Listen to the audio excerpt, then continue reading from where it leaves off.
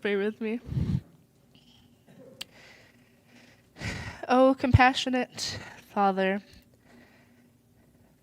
thank you for always showing your compassion on us. Please lead me into seeing compassionately and speak compassionate words towards these wonderful people.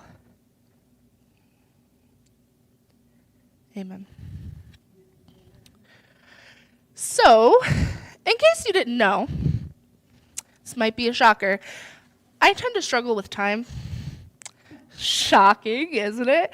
Well, last week of all weeks, I decided I'm going to do better with that in one area, writing my sermon. I tend to pray and research and ponder and read the Bible a lot for the week. And it's not that I don't have everything I want to say in my head, but sometimes getting what's in my head and what I can say out onto paper is the real hard part, and I am not comfortable enough to just fly by the seat of my pants, right? So, sometimes it just doesn't flow out until maybe the day before, night before, hours before. I'm just being transparent, okay? But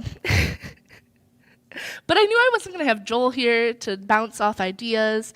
I knew I wasn't going to have any other pastor to kind of bounce. I'm a perspective seeker. I like to seek other people's perspective. Not to steal them. No. I come up with my own perspective. But sometimes, each and every one of you, whatever you say, it strikes something else out for me, and it makes me continue to search and how do I feel about that? How can I expand upon that? So I call myself a perspective seeker. But I was bound and determined to start working on it and having it at least somewhat finished before last Sunday. Well,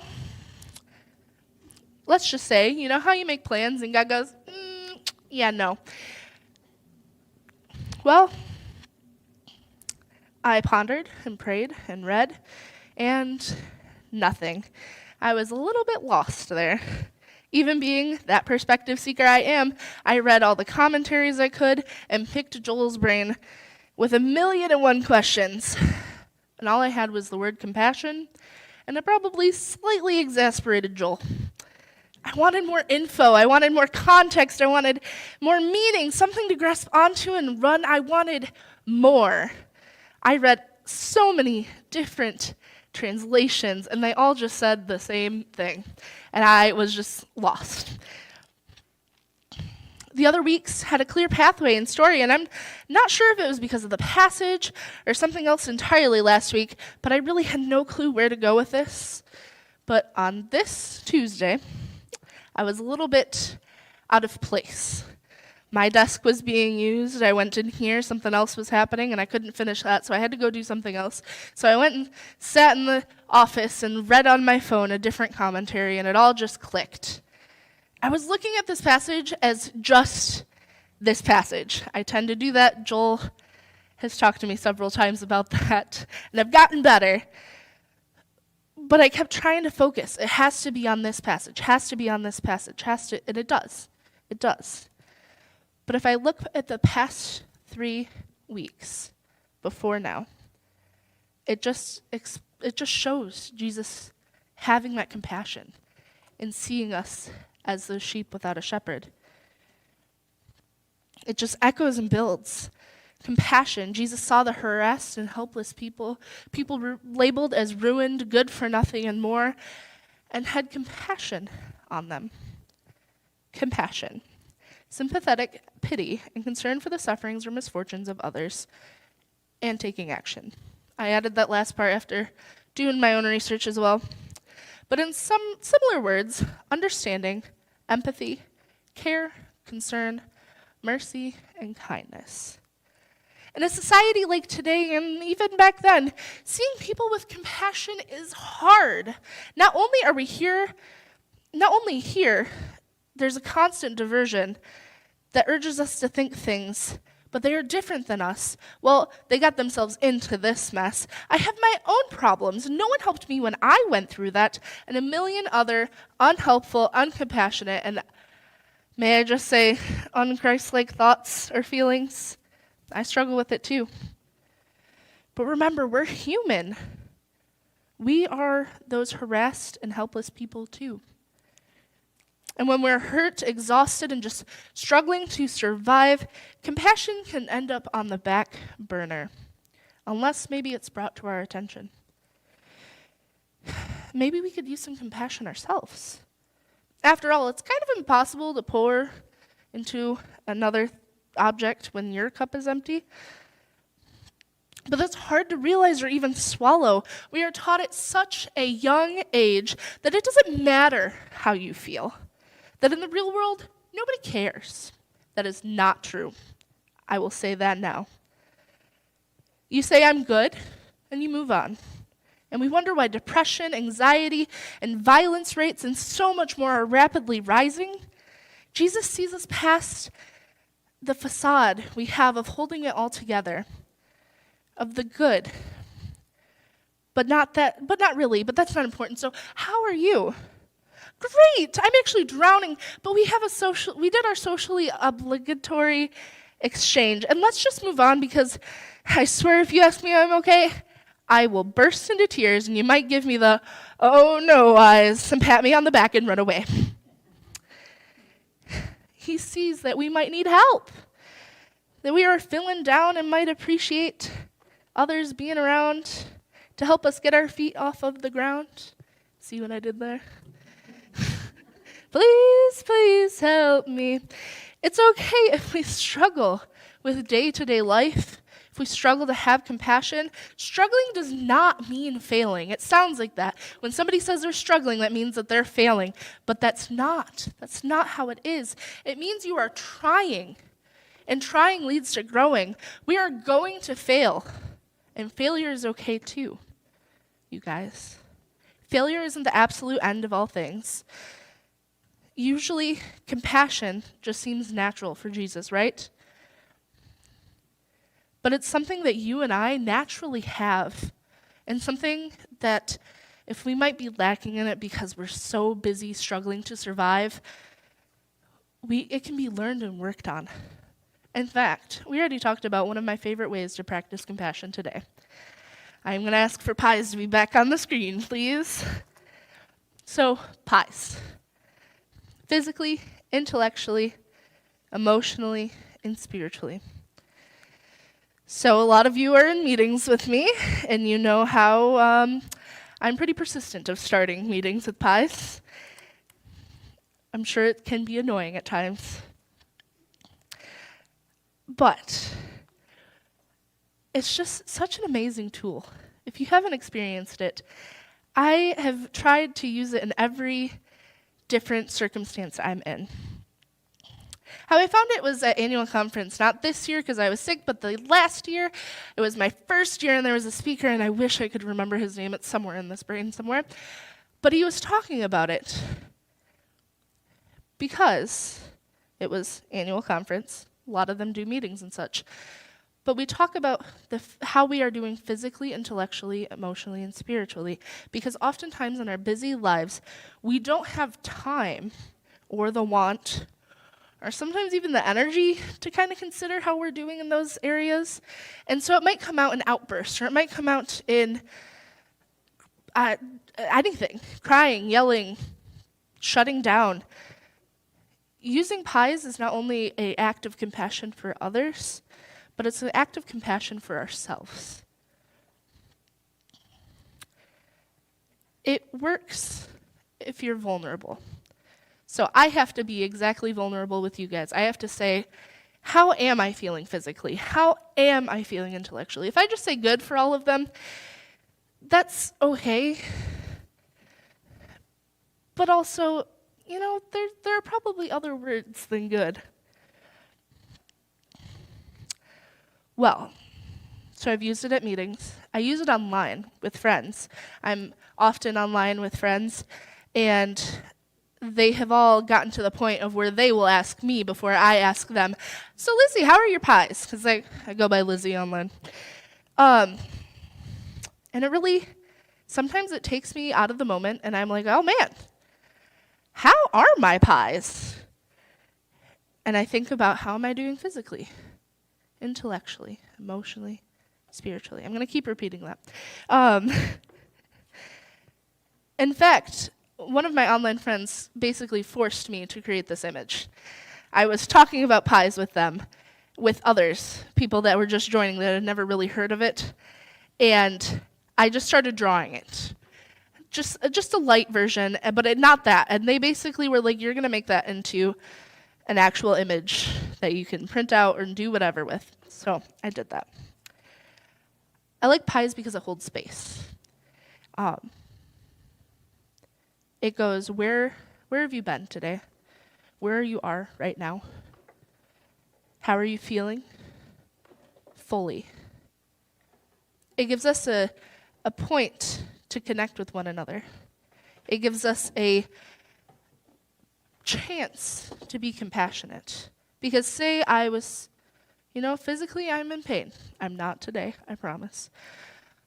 But you guys can come up, you can come up if you feel necessary to be like, hey, so you said you're in pain today. You want to talk about that? Is there anything I can do? Is there anything that can be done? And that goes for all of them. You can go, hey, you want to get a coffee and we can talk about how you're doing there? Or hey, you're feeling emotionally this certain way. Can we talk about that? Can I come over and help with anything? Can I do anything? Those are acts of compassion, even just asking and holding that space and listening, you guys. I've seen it work in so many different ways. In the board meeting, we were creating goals, and we all had said tired or distracted in at least one of the 4 categories, every single one of us. And we sat there trying to make goals, and we were like, I don't know. Nothing's clicking. And somebody very kindly and wisely went, we all were a little tired and distracted today. So let's just put that on hold. And that is one of the ways that I've seen pies work. In a society where we always take things personally when people are acting out, this is an act of compassion. Because if we start those meetings with that, we can go, maybe they're not mad at me. I will give them some grace. So, I told you guys you were going to have a turn. Nobody has to do it. But would you do pies with me again? Physically, I am still feeling pumped, I think is the word I used.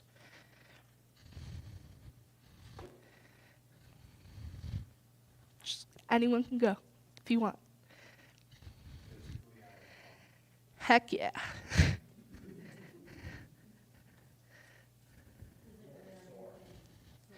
Sore, pain. Anyone else? Relaxed? Tired? It is hard because I am just kind of like, anyone go. Usually we go in a line, but we're kind of not in a line. All right. Preparing. All right. Intellectually. How are we doing? Intellectually, I am definitely stimulated.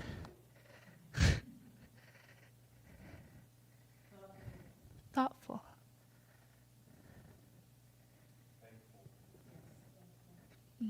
Thankful.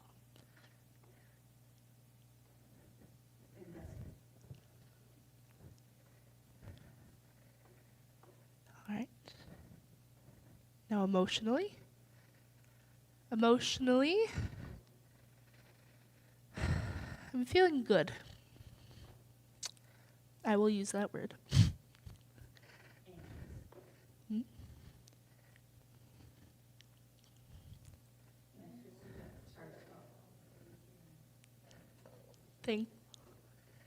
Anxious.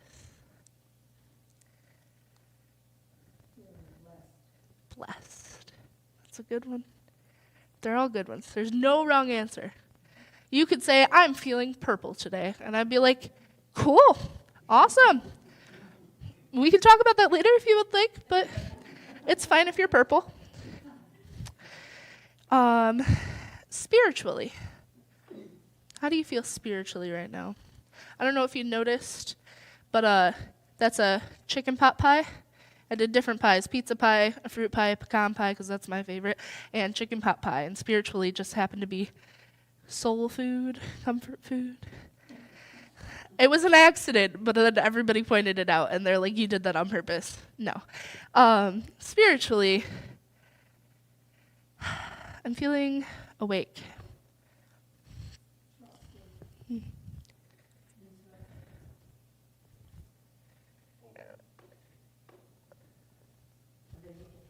Available?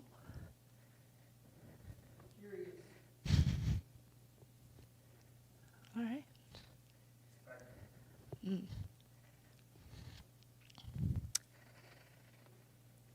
All right. I give you these stickers with this and how are you, so you can look at it and go, how am I physically and intellectually and emotionally and spiritually? So you can have a reminder of it regularly, whether it's daily, weekly, monthly, heck, yearly when you clean off the counter and you're like, oh, hey, that sticker. But a regular reminder to check in on yourself and others. And, you know, if somebody sees your sticker, you can be like, oh yeah, that's just pies. Let me tell you all about it.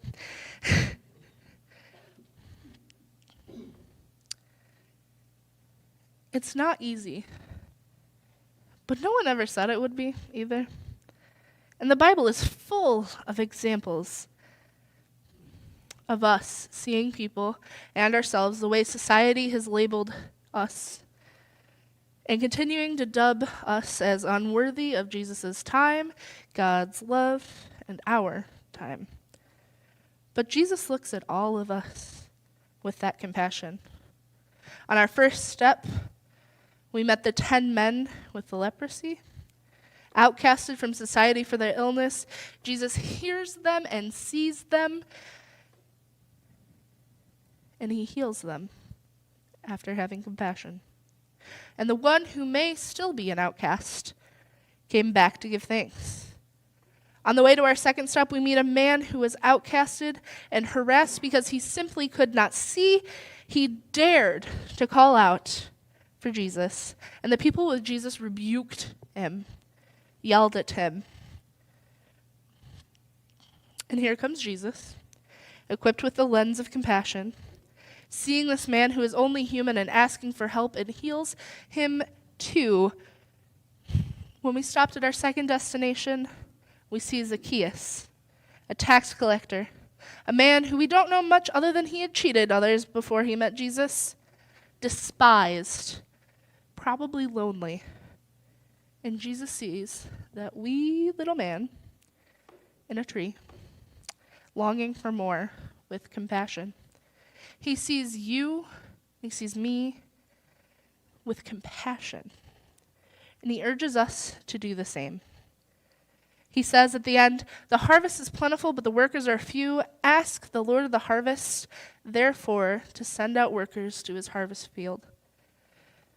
And I'm not going to go much into it, but the next chapter, he sends out the 12 to go and care and heal and teach. We must remember to ask for those workers, yes, but also we are those workers too. We are to go out and be compassionate people. Amen.